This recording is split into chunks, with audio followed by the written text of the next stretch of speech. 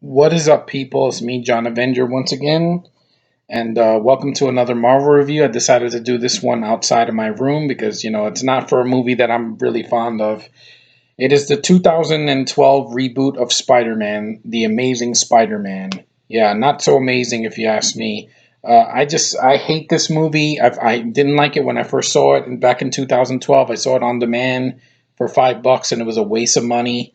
I mean, this movie just has a buttload of problems. That's why Sony had to give up the rights after the second movie. But I'll get to that one next time.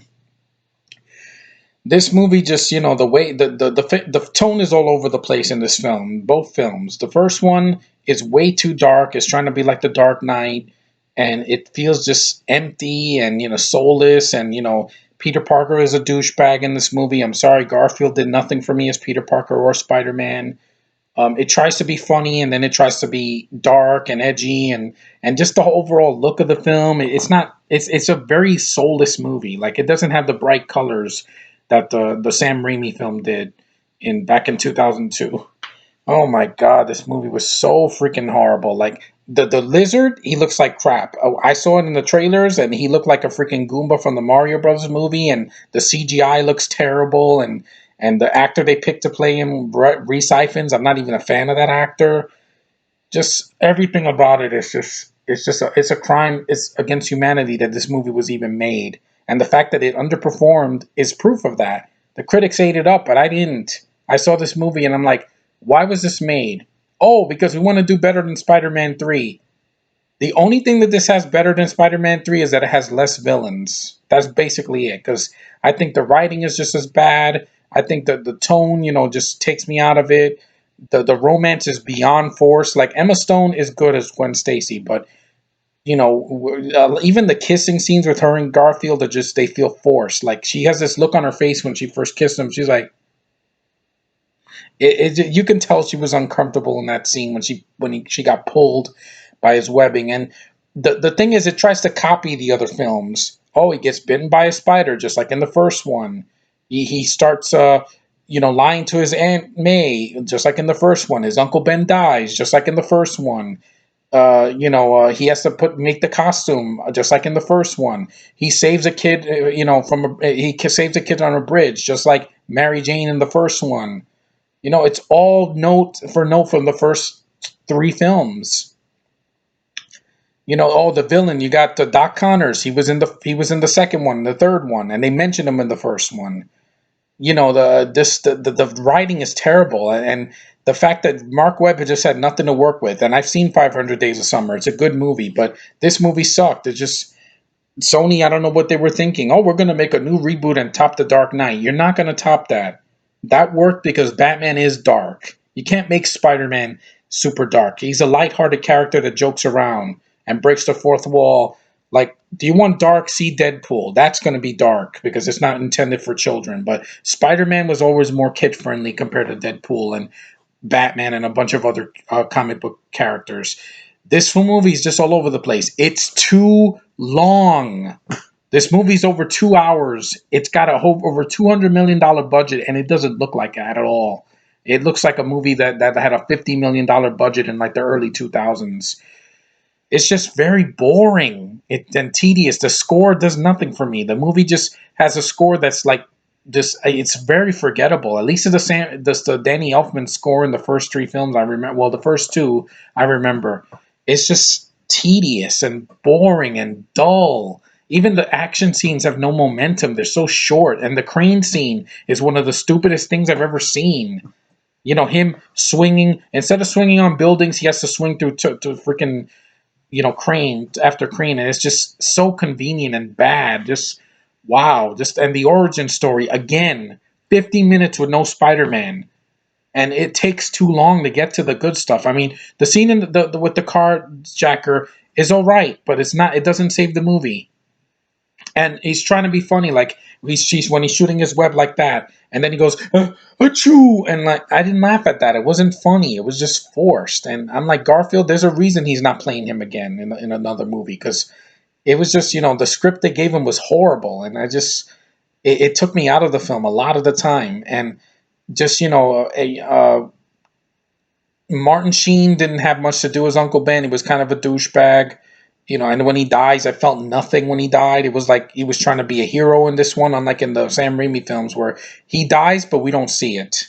Except, of course, in the third one when, it was Sandman that killed him, that I can I can let that slide over this because it wasn't boring.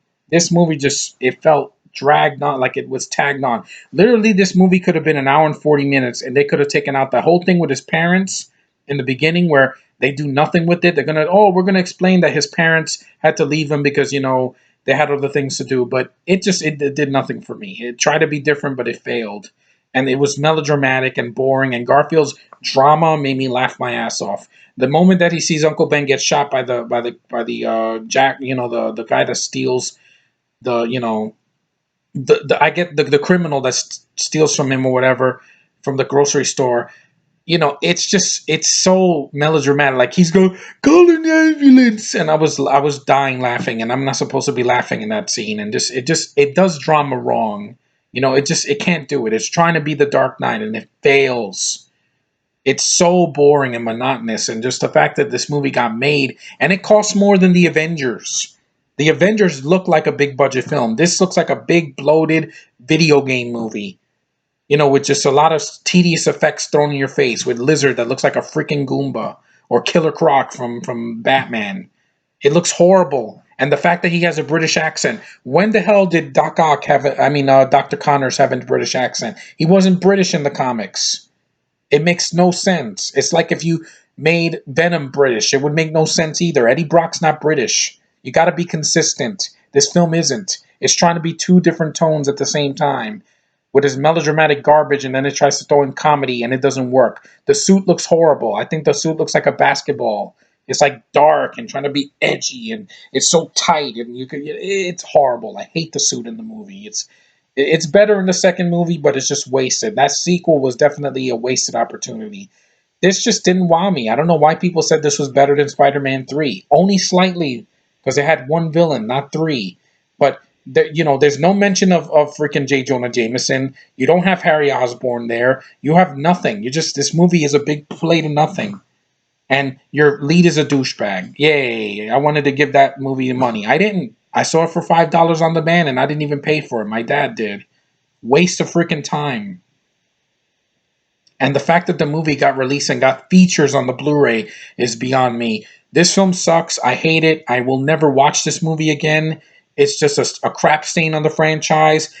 To me, this and the sequel is what killed Spider-Man in the big screen for like years. I mean, the next movie is going to be in 2017, and I don't think they can do any worse than this, unless those idiot writers that wrote. I think it's the Vacation movie that came out this year. They're supposed to be writing it. You better not mess this up again, because I'm tired of reboots not even trying anymore. And this is a prime example of that.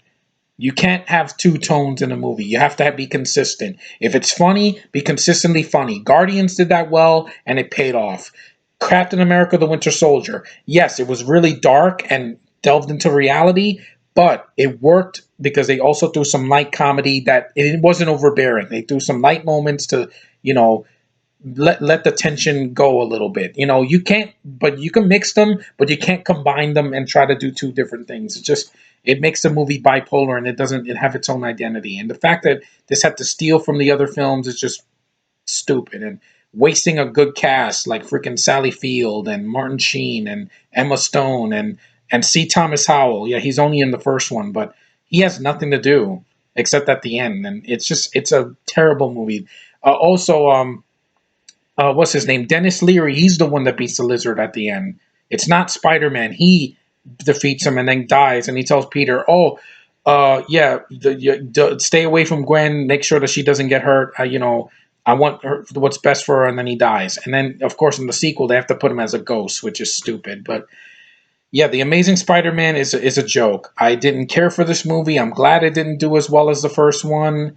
I didn't want to see it in the theater because I was very worried that it was going to suck, and it did suck. And I'm glad I don't own it, because I will never support a film that tedious and such a disappointment. It could have been good, and it was just Sony screwed the pooch. Is it worse than Fan4 Stick? Well, in a way, because I like Spider-Man more than the Fantastic Four, and the villain doesn't appear at the end only. But the villain is not. There's nothing to his character. He's just evil just because. He's throwing cars in the middle of the bridge, and that scene is not.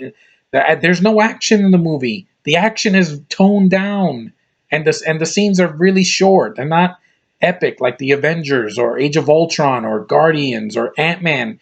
Ant-Man did it better.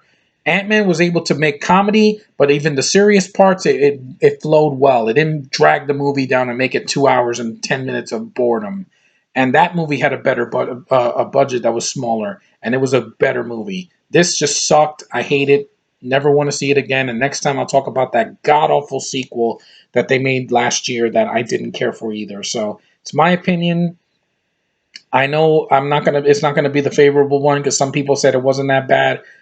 That's your opinion. I respect it, but I don't care for this movie. It dragged me down. I was bored out of my mind, and I cannot be bored. The one thing you can't do to me is bore me. If you bore me, your film does not stand a chance. And that's all I'm going to say. So take care. Thanks for liking. Thanks for subscribing. Thanks for watching. And I will look forward to talking about the next one because I'm going to rip it a new one just like I did last year. So later.